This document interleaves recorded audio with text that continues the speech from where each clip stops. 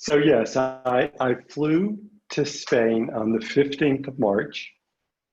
Uh, I was in London, and I was supposed to have been presenting in London for a week. And my friends in Spain called me on Saturday night and said, "You have 12 hours to get here, or you're not going to get into Spain." And so we canceled by mutual agreement, we canceled the presentations in London. I flew to Spain thinking I would be here for about a month.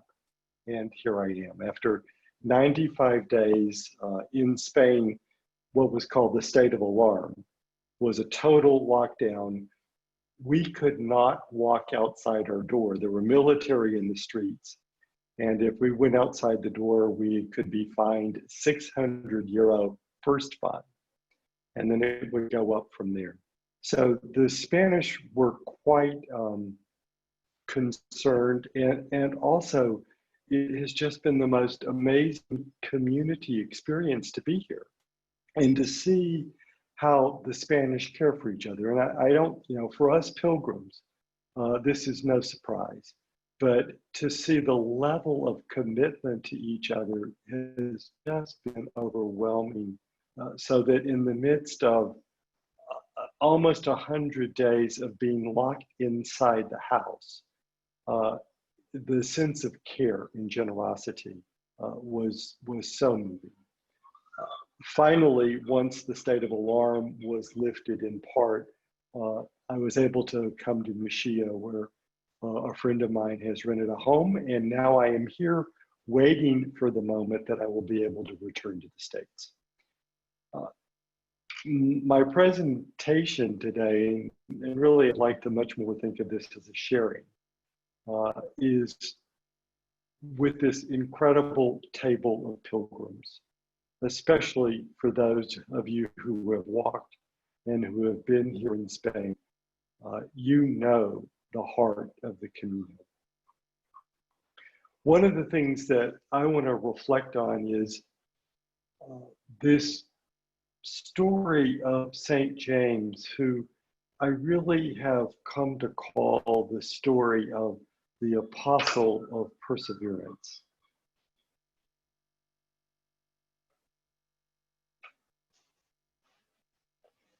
As we think about a saint in Christendom, the saints really become the stories to particular virtues and qualities. And these real figures in history evoke in us various virtues and qualities. And when I think of James, I think of the quality of perseverance. And we're going to look at where that comes from in his life. We're going to look at how that quality of perseverance, I think, informs pilgrimage.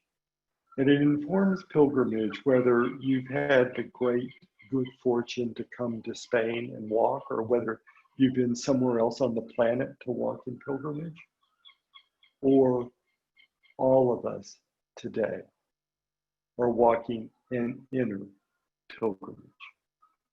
And when I think of pilgrimage, pilgrimage is a journey of transformation. And sometimes, yes, we go to an outer place to make that journey. But for all of us right now, we are voluntarily or not, we are on an inner journey of transformation. And one of the things about a journey of transformation is we do not know the outcome. I spoke a lot about this last year, but it is so critical to a true journey of transformation, because we do not know the outcome. And we know that by this journey, we are changed. That the world I knew up to March the 14th, my world up to March the 14th is gone. And I do not know what comes next. Literally, I do not know what comes next. I don't know when I can come home. All right, deep breath. I would love for us to just take a moment to breathe in this incredibly wonderful and important feast day. where we celebrate the story and the life of James and James's continuing presence.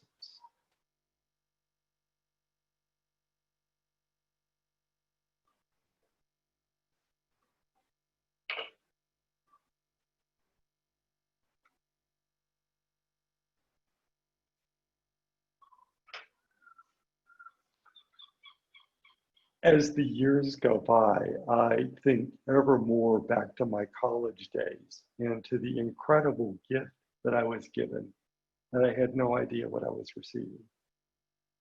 And one of those was to be a young 20-something who thought he knew a lot, to come to find out he really knew almost nothing.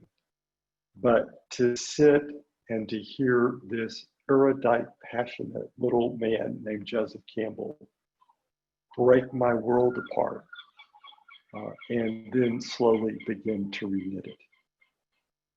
One of the quotes that's often used from his 1949 book, The Hero with a Thousand Faces, is, "We have not even to risk the adventure alone, for the heroes of all time have gone before us.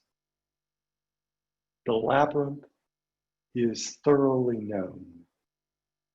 We have only to follow the thread of the hero's path." I thought about that quote a lot when I walked the Camino in 2012. I was walking it that year in honor of my 60th birthday. And I knew a lot about rites of passage, and I knew a great deal about the hero's journey from Joseph Campbell. But that journey humbled me physically and emotionally, because though I knew the contours of the journey, I still had to walk it. And like many, I certainly had my blisters and my knee aches in the first weeks.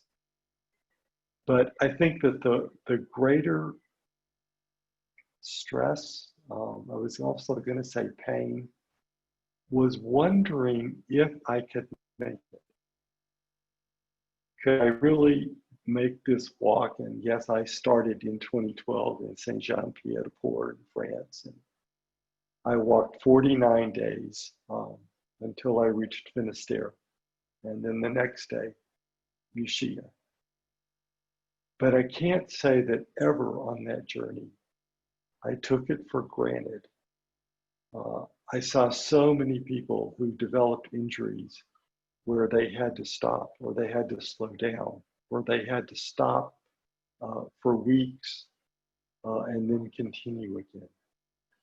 But that sense of, can I make it, I think was always there.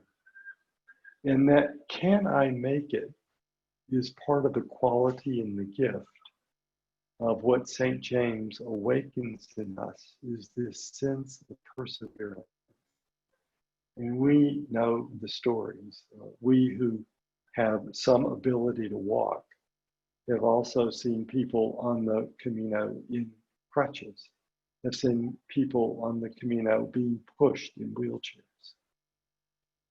The sense of finding something deep inside that says, yes, I can do this. And I don't know about you, but in those 90 some odd days of confinement, and even continuing still, the question of, can I make this? What is this COVID world that we are living in?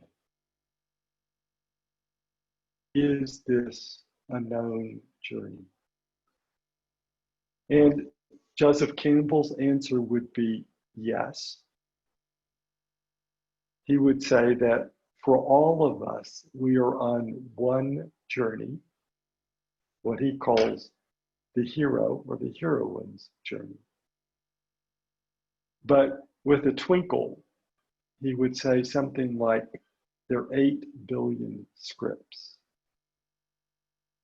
So let's remember that Campbell gave us a map for every great journey of transformation. And I would say that we are in collectively a great journey of transformation. And we are also following the script of St. James. But the way Campbell would describe this is that the first part of the journey is we hear the summons. And you may say, well, there wasn't a summons to COVID. Oh, yes, there is. We see it every day on the front of our newspaper. Are you going to accept that this reality has changed your life? Or are you going to fight that reality and not agree to let this moment change you? Now, Campbell talked about that hearing the summons meant a profound no before a deeper yes. His second part of the great journey is enduring tests and obstacles. I think we certainly already know the feel of that. His third is the certitude that somewhere in this journey, each of us will receive the boon, the greater insight and the gift.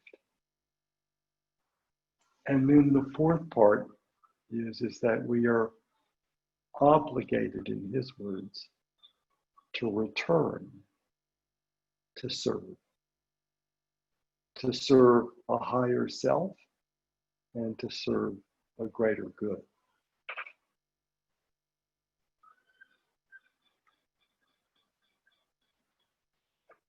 So my work has been to sort of pick up where Joseph left off and to understand that this great four-part journey undergirds every great spiritual tradition. It's there in the description of shamanism. It's there in the Four Noble Truths of Buddhism. It's there in the coming out of Egypt story from our Jewish brothers and sisters. And it is there in the great scriptures of Christendom. And the way that I describe this is using Campbell's metaphor. I bring this down to four questions. How do we face change? How do we move through suffering? How do we receive joy? And how do we mature in service? Campbell would say, and I would agree, that we are on the journey with those four questions almost every moment that we are alive. But it's not linear. Those four questions are cyclical. And to make things even more confusing, all four questions are going on at once.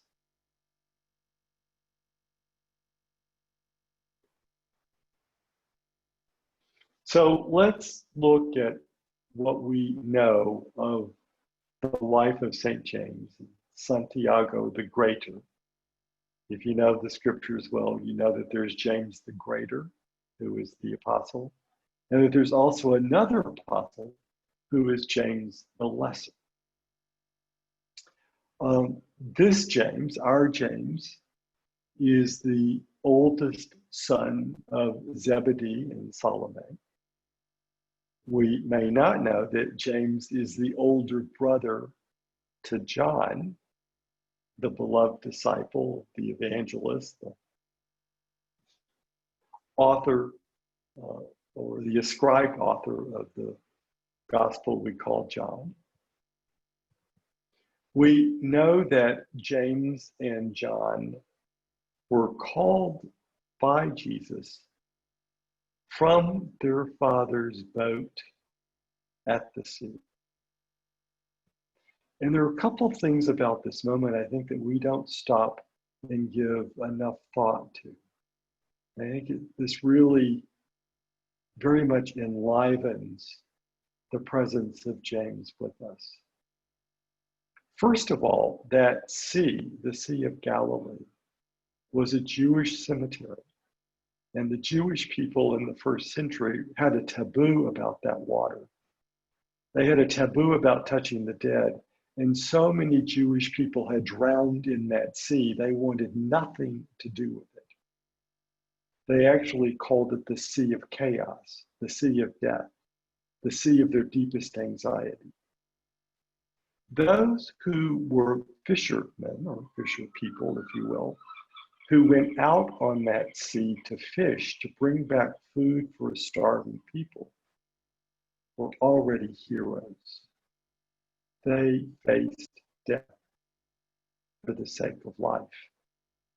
So that Jesus calls these fishermen, he's not calling simpletons. I think it's interesting that he's not calling the people in the finery of the temple. He's not calling the academics, if you will. He's calling the people who in their gut know how to face change and how to endure trials and how to receive insight and to bring their gift back to a people in need.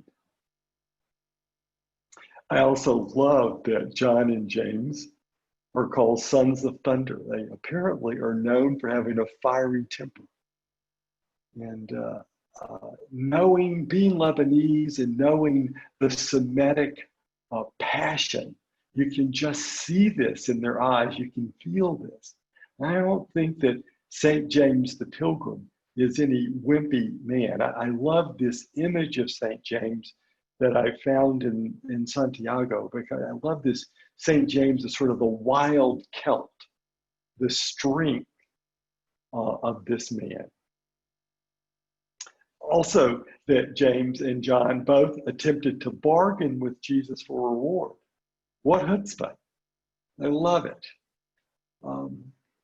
We also know that James was one of the three to witness the transfiguration. The texts tell us that he's one of the three who prayed with Jesus on the Mount of Olives. So that next line is, the historians are not clear anymore about the date of Jesus's death and resurrection. We think it's somewhere between the years 33 and 35. And I only put that in here to give us a marker about how James is the first to leave Palestine, Israel, the Middle East, to evangelize. We have the record of all the other apostles who stayed very close at hand. James sets off to Iberia. And you may say, why Iberia? Well, let's remember that Iberia is the cradle of all of Europe. That when our ancestors came out of Africa, they came into the Iberian Peninsula and were there for almost 10,000 years before crossing the Pyrenees into the rest of Europe. That Spain is the most ancient of cultures and has the deepest spirituality of all the European continent. And people here would say that the Celts came from the indigenous peoples of Spain. So it is not such a surprise that James would have come here to preach. What we also know is that he wasn't a very successful evangelist, that he often despaired during his time in Spain, and that we have at least two stories of Mary coming to give him sustenance in his despair. I love that here is a man who is passionate about what he wants to share and also has to recognize his limitations, that he doesn't have, whatever reason, the way to help people understand what he's bringing. So we then know that he, at some point, probably after having been in Iberia about 4 years, we think, goes back to Jerusalem, where he is beheaded by the governor. He's the first apostle to die. And then we have the great story of his body being returned to Iberia for burial. And then the story disappears for 800 years. This great apostle seems to have no impact until the tomb is discovered. Somewhere we hear between 814 and 820 by a hermit named Leo, who informs the bishop Todomiro, who informs King Alfonso II, who soon orders a chapel to be built. And from this point on, James explodes in the presence of the hearts of the Iberian Peninsula. And this man who is the face and the story of perseverance, this man who in some ways had to wait 700 years to be recognized, this man, this person who holds the heart and provides the water and the nurturance for every person on long pilgrimage.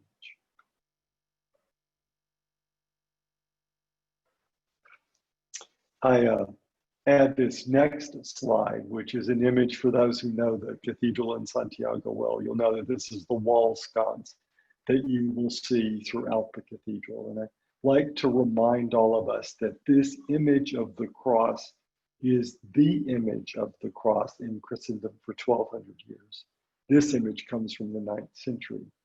And that early Christians thought of this image of the four-armed equidistant cross. They did not relay it back to Golgotha. They relayed it to the journey of transformation. And they talked about the four endpoints of this cross and what each endpoint of this metaphor spoke about in terms of transformation. My work on the Gospels is to bring forward how the Gospels were gathered together to give us the journey of transformation through the life of Jesus the Christ. And the cross became an image of the four-part journey of transformation. Or as Joseph Campbell would say, every great journey of transformation has four essential parts to it.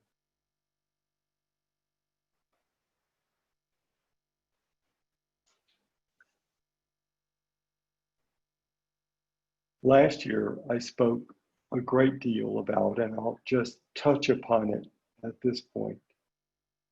This is another quote from Campbell. And it's the quote that I try to remember about pilgrimage, about the inner pilgrimage we're all on now, as well as the outer pilgrimage to Santiago and to the ocean. The ultimate aim of the quest, if one is to return, must be neither release nor ecstasy for oneself, but the wisdom and the power to serve others.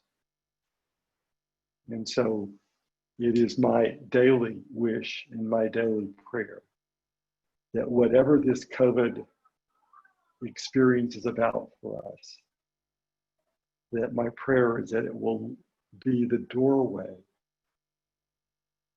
that we will not pray to be released from it as much as we will pray that it may also lead us to the wisdom and the power to know how to live in greater ways for self and others. Sorry.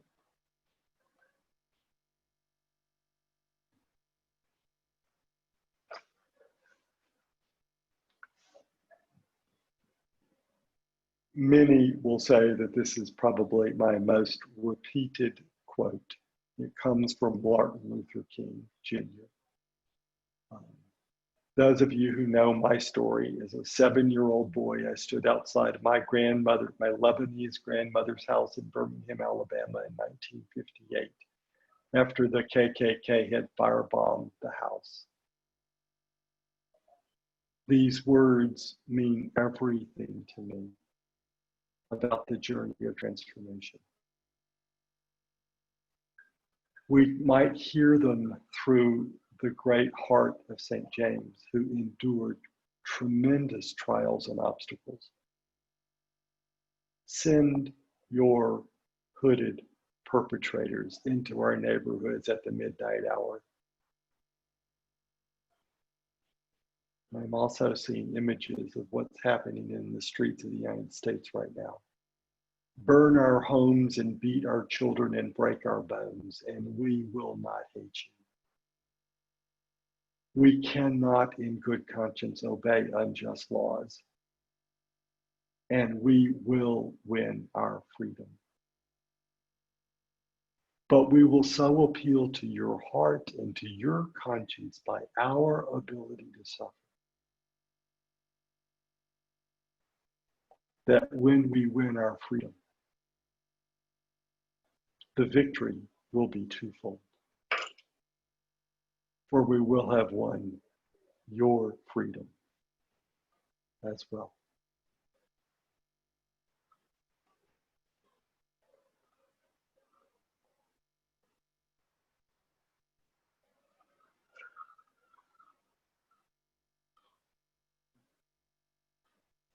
The presence of James, before I came to Spain and walked the Camino, for me, I think that I know James is a story of some other age, of some other time.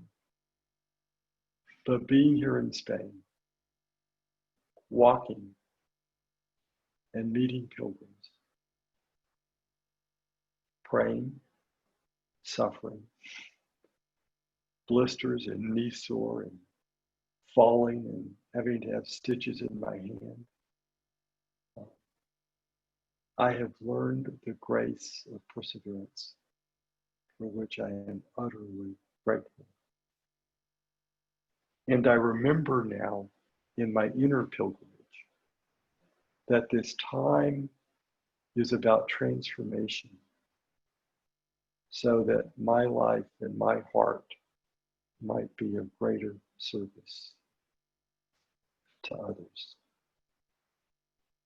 So while I do say Ultreya in Suizea, I remember that,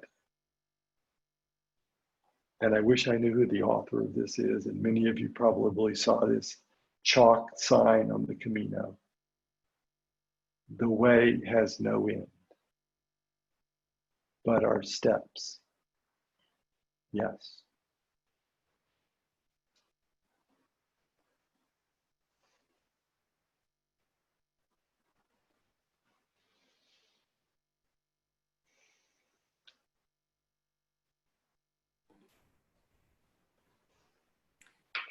Well, thank you so much, Alexander.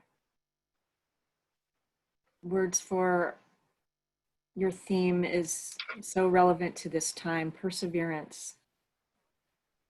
I think that should be the word of 2020, actually. Thank you so much. You are most welcome. Of course, I'm open to questions. Just as a transition, this is the slide, which is the homepage to my website, which I would be very grateful if people would go and visit. And then I'm going to come back to this final slide again. That's a beautiful shot of the cathedral with the light show on it with the shells. When was that taken?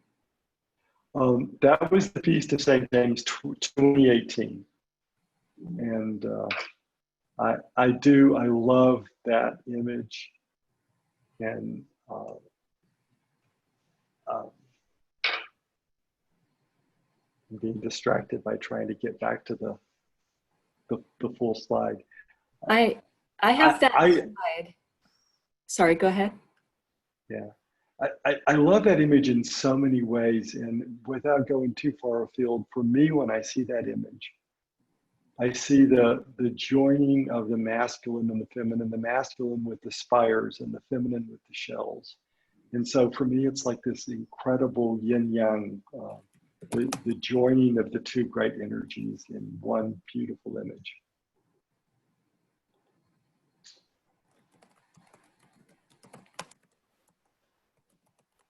So I think we can take some questions now. And if anybody has words of gratitude for what you've heard today or some kind of personal reflection in addition to any questions, please raise your hand and Guy and I will call on you guys. And you can also, if you do not want to ask your question on the live video, feel free to enter it in the chat session as well. And we'll try to get to all of them. Okay. Let's see. I think, Alexander, if you could stop sharing your screen, that would, we could see everybody in gallery view. Okay. Yay. Okay. Did that do it? Yes. Yes. Gallery view. Yeah, now people can open up gallery view if you want to see everybody. And that will help us identify who wants to ask. Excuse my, and I'm opening up the blind. Yeah, we heard some birds chirping out there, some seagulls or something. And just while people are getting their question, I'm going to turn my computer so you can see the sea. Nice. Wow. That's gorgeous. It's high tide. Okay. All right. It looks pretty like there's not too many people out. Where is everybody? Sheltering inside? Well, no, most people gather on the harbor side. This is sort of the quiet, wild side of Muxia. For those who know the village, there are two sides to the village, and this side is the very rocky, wild Atlantic, and on the other side you have the more placid sandy beach, swimming beach, and the boat harbor. I would say come visit. Oh, we wish. You're actually living the American dream right now. Okay, let's see. Anybody in the audience? One question that came in that was sent in just before we started today. Oh yeah, let me read that. Unless, Julie, are you on this session still? That was your question. Would you like to ask that yourself, or would you like me to read it on your behalf? Where are you? I'm here. I just unmuted. Yeah, I really didn't know, if you were going to be talking about the book or rites of passages or anything. I don't even know if it's a relevant question for this group, but yeah, I was just wondering if, a rite of passage, do you always have to have a mentor? And if can you know in hindsight, if the experience was a rite of passage, maybe you didn't know it was a rite of passage, but in hindsight, as you look at it and you see that you've gone through your, the stages that you go through, and is there a minimum amount of time required to have it, to call it a rite of passage? That's it. Sorry, Alexander, too many questions. Now, Julie, first of all, we're all in a rite of passage right now. None of us probably signed up for this one. We're in it. Do you need a mentor? What I would say is I would hope that at some point in your life, you have a mentor who helps you understand the weave and the tapestry of what it's like to be in a rite of passage, and understand its rhythm and its questions, and to help you discern how you deal with the rite of, because each one of us has got a particular DNA about how we deal with the rite of passage. Having learned that, no, you don't have to have a mentor for every rite of passage. But I think it's very helpful to know, as Joseph Campbell would say, there are 4 parts or 4 seasons to a rite of passage. And so therefore, especially when you're in the second part of a rite of passage, which is tremendous trials and obstacles, to know that that's just a season during the process, that it is going to change, that there is going to come to that moment of insight and joy and gift. And that moment is going to change, and it's going to come a moment where you're going to be asked to give more of yourself for others.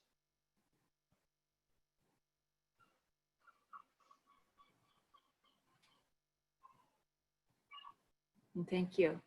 I see a question from our mutual friend, Mary Rita Williamson. Mary, do you want to unmute or would you like me to read this one? I can unmute. Hello, Alexander. Greetings Hey, across Mary. the mile. Well, and thank you so much. Mary's the wonderful person who gave me a ride back to my family's home after the talk last year. Hi, Mary. Oh, we go way back. We go way back. But you introduced me to the concept that the Camino never ends. And we may turn around at a certain point, but our Camino goes on forever. And I wish you would speak to that, because I think as maybe it's just my generation, maybe it's where I live in the world, but there's a lot of people who feel the urge to keep repeating Camino, racking them up. How many have you done? And I fell victim to that until I realized that the Camino exists every day in my walk. Every experience I have, it doesn't have to be an exotic trip to a far off place. It can be in my world, and actually might be more magnified if I could see my daily walk as one of a pilgrim in the world. So you would probably say it more eloquently than me. I don't know about that, but here I am in Muxia, which is one of various sort of quote unquote endpoints on the Camino. But you know, in my book, I'm very impassioned about the fact that I ask people, I urge people to not think of this as an endpoint, but to think of this as a turnaround point. That Joseph Campbell was was urging us that the fourth part, which is the journey home, which is the longest part of the Camino, the longest part of any pilgrimage, is the most essential. Of course, you've got to have the other three parts first, but that, like he says, this is not about release. This is not about personal ecstasy. This is about discovering something to bring back for your family, for yourself, for your community, and that there's a long journey of interior work. You may know what the gift is, but knowing what the gift is and learning how to use it are two very different things. And we have to expect that when we come home from the Camino, if there are a few people there that applaud us and are happy to hear us and to receive us, wonderful. But for the most part, people are not going to understand what you have experienced. They're not going to be comfortable with you changing. They want to think that you went on a vacation, which my family still does. They still laugh about it. I go every year and spend 60 days in a spa in Spain. It's like there's some of them will not believe that I actually am taking people on this journey of transformation. But that's just, especially we in the Western culture don't understand that the journey doesn't end when we get the bennies. The journey ends when we learn how to take the bennies and use it to better the world, to better ourselves, to better our family, to better our community, etc. And that's a long journey of integration. I am hearing from people right now, which is pretty much what I expect, that people that I brought to Spain in 2015 are writing me that they feel like that Camino is just ending, in the sense that that Camino opened up a whole era of growth for them, that they've sort of now interiorized what that Camino was about, and that they know what that Camino is and how they can offer it to others. So, you know, I don't want to say don't come back and walk the Camino in Spain, but I do want to say, yes, don't come to the turnaround point and pack it up and say it's over. For the most important part of the Camino has really just begun. You've done all of this work to get to this moment. And like I say, don't come home. I mean, my suggestion is Don't come home and unpack. Don't come home and pretend that it's over. Keep wearing your Camino clothes. Keep looking at the credencial. Keep reading your journal. And I will tell you that the most powerful suggestion that I hear from people in the book, I recommend that when you get to your turnaround place, sit and write yourself a letter about what you want to remember about this Camino, and then put it away for 60 days. And read it once you're back home, 60 days later. People are shocked at how much they've already forgotten. So that letter becomes a critical part of how to keep the Camino's work moving forward. Anyway, thanks for the question, Mary. You're looking well. I hope that you and all the family are safe and you're well.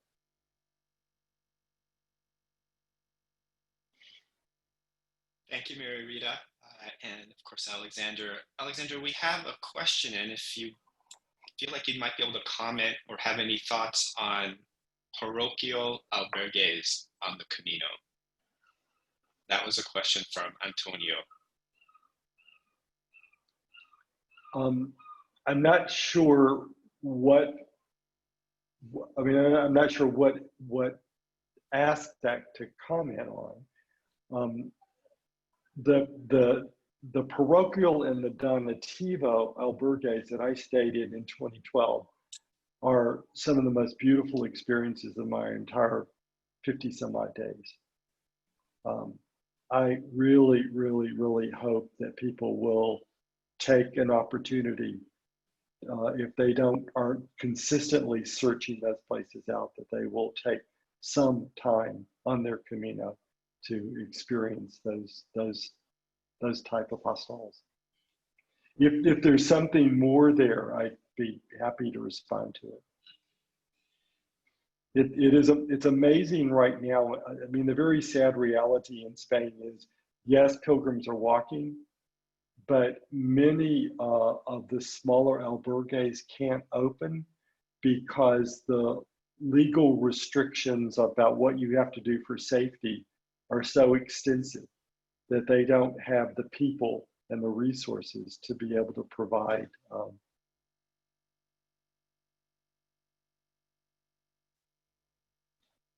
Thank you, Alexander. Antonio, if you had any further details, go ahead and let us know.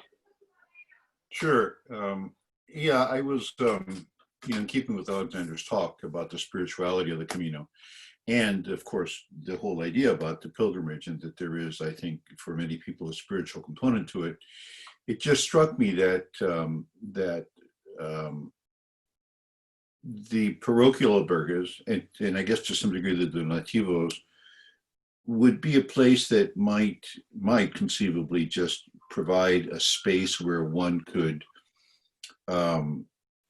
reflect on the experience. Not saying that you can't do it at a municipal albergue or a commercial albergue, but I get the impression that a lot of those places, the municipals and the commercials, are focused primarily on dealing with the material circumstances of being a pilgrim. You're tired, need a place to sleep, need a place to relax, need a place to recharge, so to speak, to get ready for the next day. And it strikes me as the parochials and perhaps the donativos, the association albergues, provide that also. But in addition to that, I get the impression, or I was wondering, of how they also tend to maybe perhaps focus a little bit more on the spiritual aspect and how one can use that to enrich the experience of walking the Camino. Yeah, I mean, all I can do is offer my experience, Antonio, and the parochials have a spirit.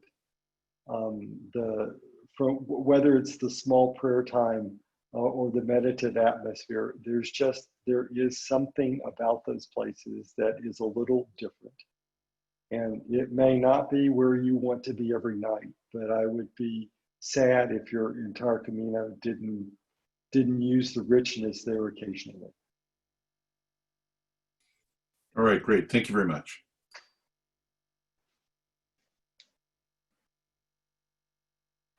Sorry. Okay, I No, have another question. I think many people would, I mean, I immediately, as soon as Antonio said, I started thinking of my night in Grignan, my night at Tostadas, my night in a Buddhist albergue, etc. Those are the most memorable experiences. A Buddhist albergue. Where does one find that on the Camino? Well, very sadly, it is no more, but it used to be in El Acebo. Okay. Thank you. We have another question from one of our Bay Area pilgrims, Mike Dickman. Your thoughts on how you practice the value of appreciate those you walk with today?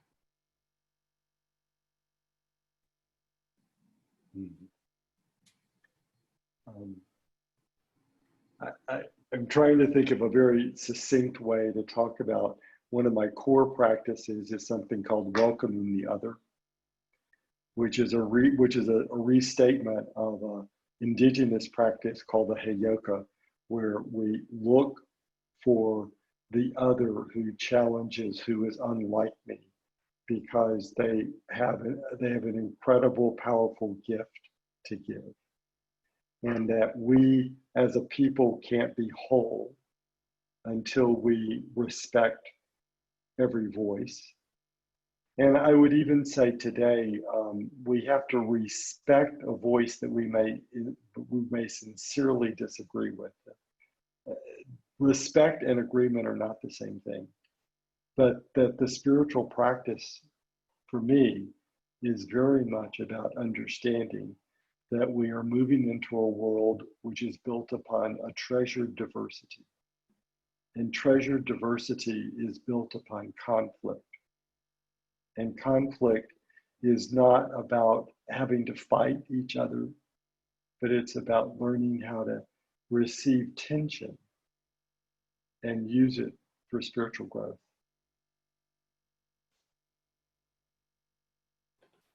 Thank you. I think we're doing a lot of spiritual growing this year in particular.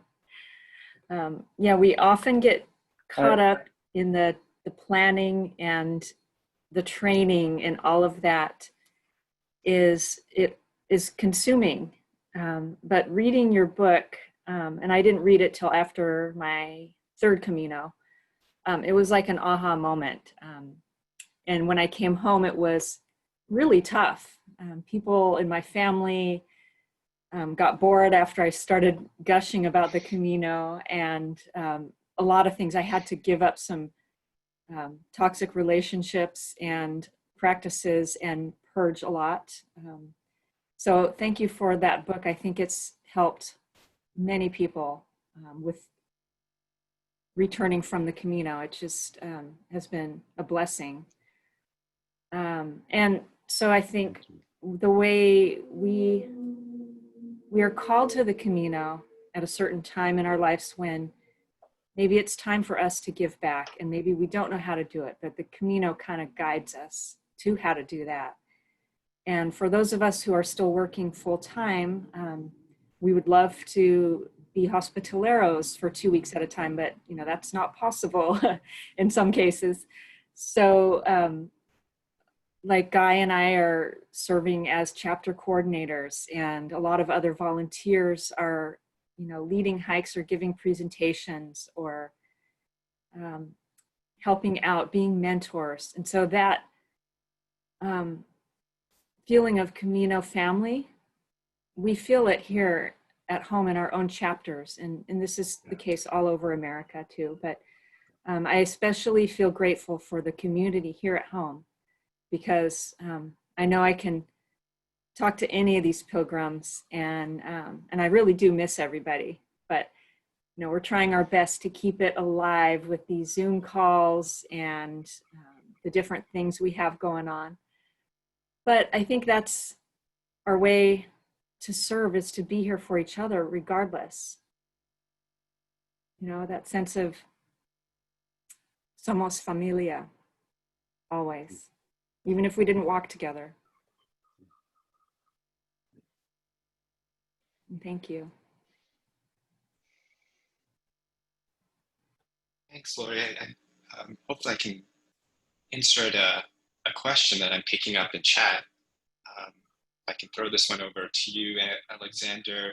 Jim would like to know more about the symbols around the cross that you had on your presentation, the slide 7. So that is the sconce, and there are many of them that are on the walls of the cathedral in Santiago. And as you look at it, in the upper left corner is the sun, in the upper right corner is the moon, and in the lower left corner is the alpha, and the lower right corner is the omega. And you will see this cross in Spain in many, many, many places, and you will see different images or symbols in the 4 quadrants. But I love this sense of sun and moon and alpha and omega, and the cross as the metaphor for the journey of transformation.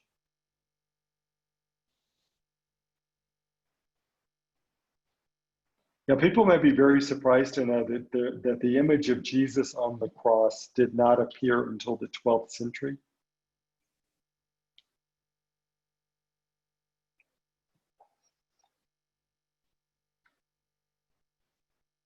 That's interesting. If anybody would like to ask a question now, you can unmute yourself and go ahead and you can have the mic. I don't know if there's anything else in the chat. Maria Bowden? Yes, thank you very much. This is fascinating. But what did you mean that the image of Jesus is not appearing on the cross? The cross was there. You mean that the actual representation of a human body on that cross can the crucifix image where Jesus is on the cross doesn't come into Christianity until the 12th century, which it's not there for the first 1100 years. Okay, I learned something today. Learned a lot of things, but this is amazing. Hey, Cliff, did you have a question as well? Oh, sorry, Alexander, please continue. No. Go ahead, Cliff. Hi, Guy. Hey, 2 things. One, I wanted to give you all a shout out. We're on a team from Nashville. I'm in Nashville, and I appreciate you guys, persons like me, to be on your call with you. Hi, Alexander. And I had the pleasure of being on the Camino with Alexander and team in 2018. And on the second day, we were up in the Echo Valley, which I believe is the most beautiful place I've ever seen on the earth. And Alexander and I were talking going up the road, and we were talking about Christian traditions. And somehow it ended up being a chat about the 12 days of Christmas. And I asked Alexander, well, what does that mean? And the response I got was, do you really want to know? And then he started telling me things about Christmas traditions. So my question is, when are you going to finish your Christmas book? Well, the US government or the Spanish government is giving me the opportunity to be in quarantine with it. I dare not come back to the States until it's done. The question is whether I'm going to release it this year in some sort of a PDF form and wait for the beautiful published book in about a year from now. But it should be out in some form this fall. Hold me to it. And as Cliff knows, it's not 12 Days of Christmas, it's 13, and that's the title of the book.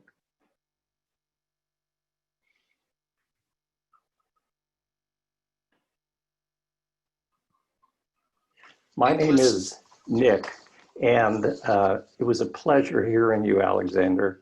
I had the privilege of going over to walk the Camino in 2015. And on my 3rd day out, I stepped on a rock going down a small little hill and ended up tearing my quad tendon in my left leg. And as I sat there and tried to move, I realized I wasn't going anywhere. But I had this fear that I was alone and nobody was going to come by. And within a minute or two, different people from Switzerland and Holland appeared, broke out their cell phones, and began to call. And within 10 minutes, 6 pilgrims picked me up and carried me over a mile to an awaiting ambulance, where I went to in Pamplona and was operated on, and that was the end of my horizontal journey on the Camino. But it opened up this vertical experience inside myself, and I realized that I had been transformed. And somebody asked me, well, you didn't finish your Camino. And I go, no, but I'm still on it. And I'm just profoundly moved by that. And sometimes I feel this doubt in my head, well, no, I didn't really do it. I didn't get to Santiago. And I hope someday to have the opportunity to return there. But I so appreciated all you had to say. It's such a spiritual experience, and it's very moving. Well, and it's a minute, an hour a day. I mean, I know we in the West get very destination oriented, but I hope the Camino will begin to lessen that for us. This is not about arriving at any place. Yeah. It's about the journey we make inside ourselves. Agreed. Thank you. Thank you. Thank you. Blessings, brother. Emilio? You're unmuted. Thank you. Thank you. Yeah. Thank you very much, Alexander. This is a wonderful moment that I'm experiencing with your thoughts. I consider myself, after having been brought up as a Catholic, as a non-believer, and so the stories of St. James and have and many of the stories that are on the Camino have a kind of a duality in my experience, that they are stories, and they're meaningful stories, and they convey value, but there's the other side, is that the Camino is really a pilgrimage, and I think you're speaking to that too. That it's a quest. It's a journey of transformation. And so, how do you, for example, in what you described as what we know about St. James, there's some facts, at least verifiable with scriptures and so, and yet there are many or several apocryphal stories. I mean, they're basically legends, and we don't know whether those things happened or not. Yet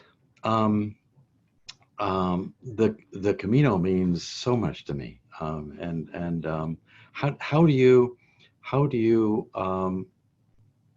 talk about the Camino to someone who's an unbeliever, who the spiritual, if it's spiritual in the religious sense, is here, but the Camino is something more than a religious experience, and that whether you're a Buddhist or, I mean, I've encountered Buddhists and Jews and Muslims on the Camino, and yet it's as true for them as it is for me.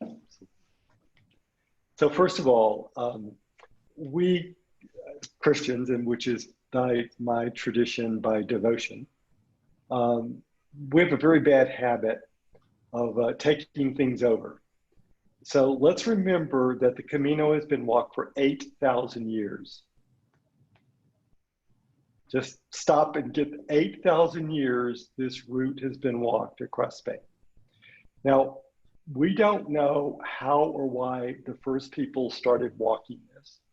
Anthropologically, we can track that there are standing stones and religious shrines of some sort that mark the route that go back to about 6,000 BCE. And so when Christianity comes along and discovers the tomb of St. James on this route, the route's already been hallowed. We are just finding our way, our story, our reality into something which is deeply human, and I also believe deeply spiritual. And every people who have come here have found their story on this route. And I'm not saying that they're just stories. Every tradition finds its doorway into the fact that there's something deeply, deeply resonant about this place. Thank you. You're welcome. We also believe that all of these great, because we tend to think that there was a series of large standing stones that marked the whole route. And a lot of them, most of them have been removed, but we tend to believe that they have been placed as foundation stones in most of the Christian chapels. Can't prove that one yet, but that's the working hypothesis. Mhm.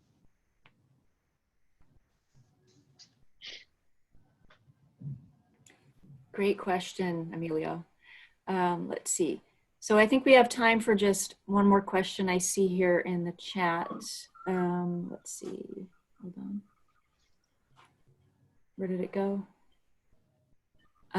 Skip that. If anybody has a question in the audience, yes, go for it. I have a question. Rob Nickerson, go ahead. Yeah, Alexander, you said, and I agree with you, that your Camino never ends. I've always felt this way. But when does one's Camino begin?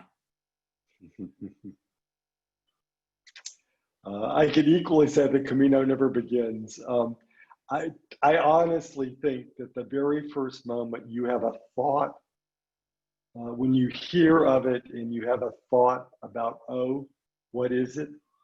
Your Camino just began.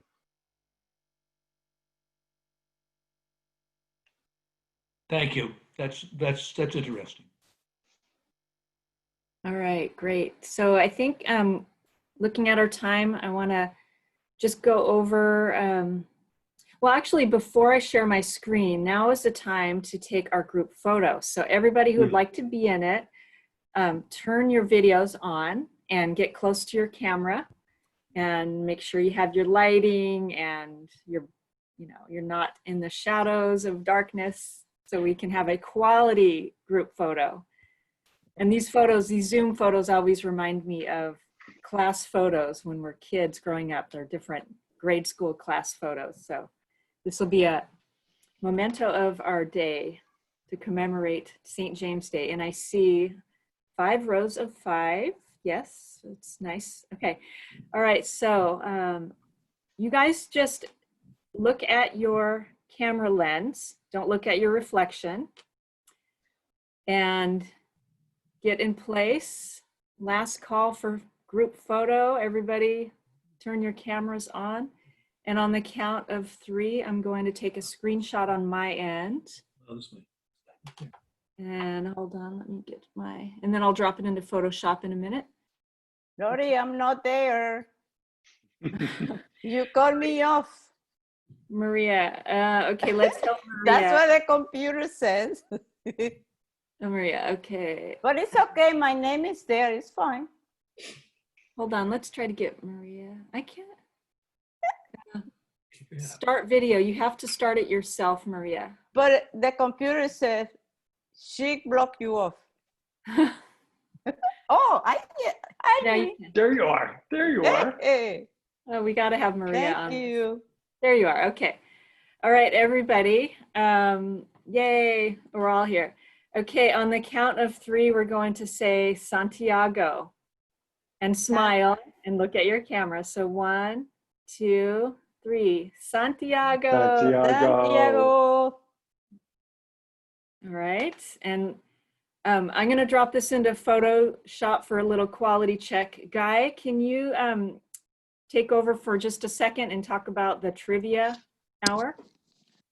Sure. Yeah, well, we're going to continue the St. James festivities this afternoon. If you're still around and available, we're having our inaugural multi-chapter, cross-chapter Camino Trivia Hour. So that begins at 2 p.m. Pacific. Alexander, if you are still up and around, or if the sun's still up and you can't go to bed yet, swing on by again. All right. Yeah, so I'll drop the link in the chat. It's a direct link to the register page, and I think we still have a couple more seats available. But this is pretty cool because it's going to be it's co-hosted by not only our chapter but the Lake Tahoe chapter, the Sacramento chapter, and the Silicon Valley chapter. So it's a kind of an all Northern California, Nevada, American Pilgrims chapter extravaganza. So we hope you can make it. Hey. Yeah, we're looking forward to that. So thank you, Guy. All right, I'm going to share my screen now.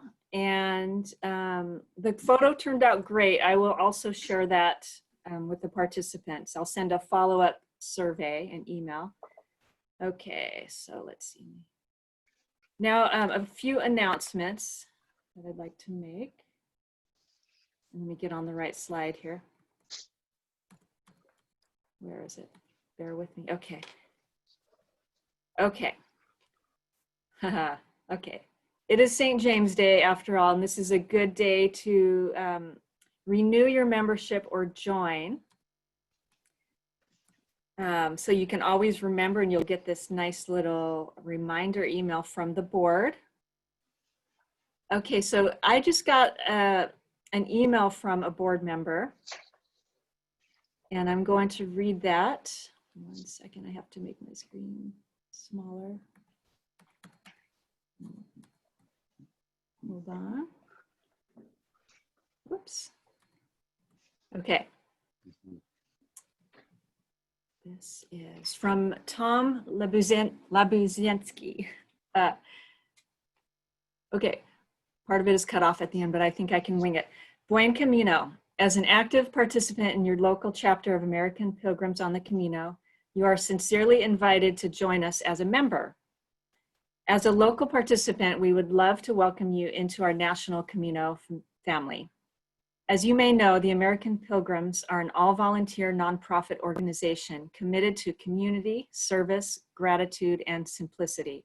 Your dues will help with the support and insurance for your local chapter, training for your chapter coordinators, and supports more than 60 similar chapters around the country. You have use of all the information on the AmericanPilgrims.org website, discounts for the national gathering, quarterly special access to read La Concha newsletter for pilgrims, and more.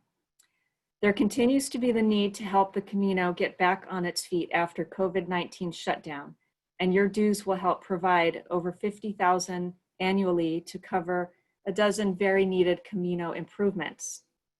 We all want to inspire all those who seek the spirit of the Camino to connect with the global community of pilgrims.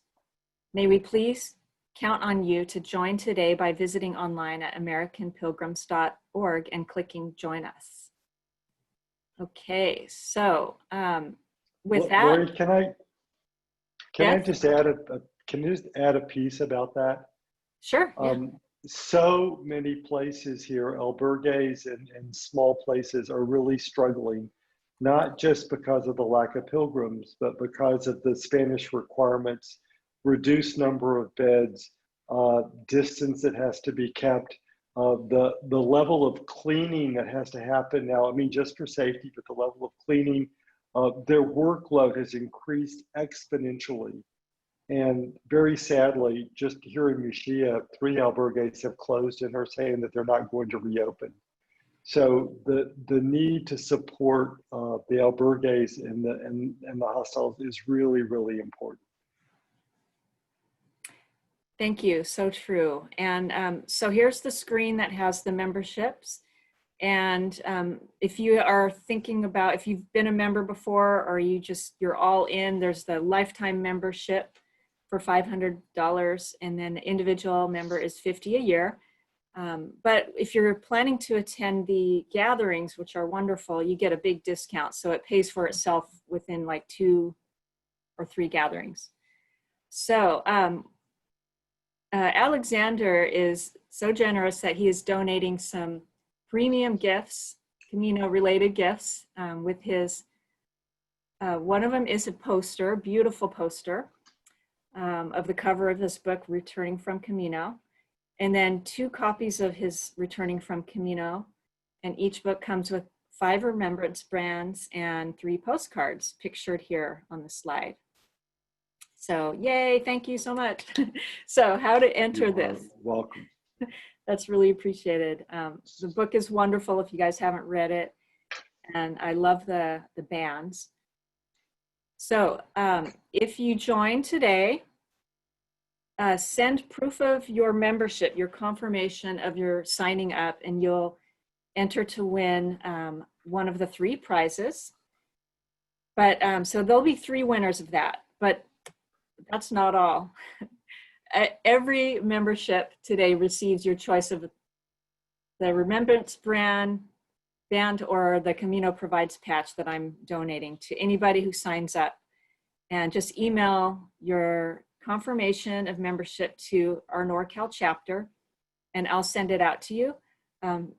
Alexander's 3 prizes will be sent by his fulfillment house directly to you. So if you're thinking about joining or renewing, now's the time, and just email us your confirmation by tomorrow, end of day tomorrow.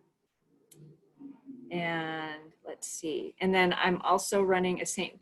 James Day special, 7 patches for $25 and free shipping on my Etsy shop. And the colorful rainbow patch has been popular, but also the original one has no date.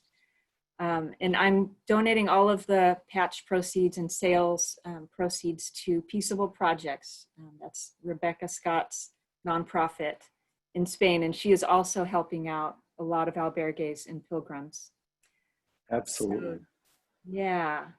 So that's at my Etsy shop. And then let me see what else I have on the slideshow.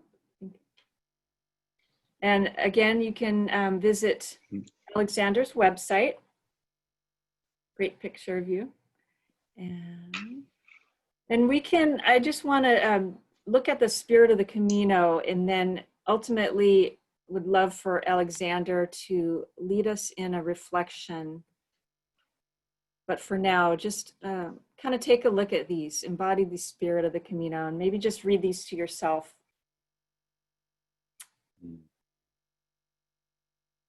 It's a good reminder. And now I'm going to turn it over to Alexander for his final blessing and meditation. Thank you.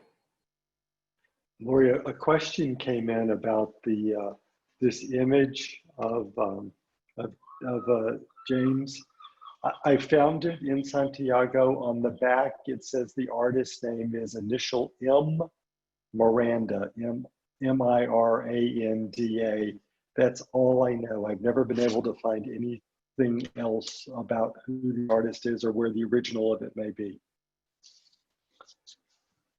If you have your shell, I would just ask you to